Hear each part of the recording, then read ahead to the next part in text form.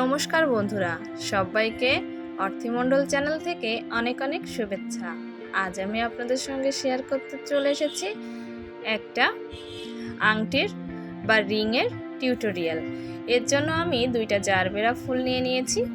Gerbera ফুলের পেছন পাটটা আমি কেটে নিচ্ছি, আর বোটার কাছে আমি সবসময় একটু আঠা লাগিয়ে নিই যাতে ফুলটা পাপড়ি থেকে খুলে না আসে। সেভাবে আটকে নিয়েছি। এখন পেছনে আমি আঠাটা লাগিয়ে আংটির যে বেসটা আছে বা রিংয়ের যে বেসটা আছে সেই বেসটা আমি এখানে লাগিয়ে নেব। তাহলেই কিন্তু খুব সহজে তৈরি হয়ে যাবে সুন্দর একটি রিং, ফ্লাওয়ার রিং।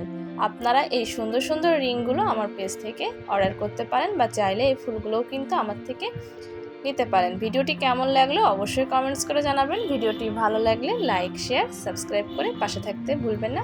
আজকে এ পর্যন্তই। সবাই ভালো থাকবেন, সুস্থ থাকবেন। টাটা।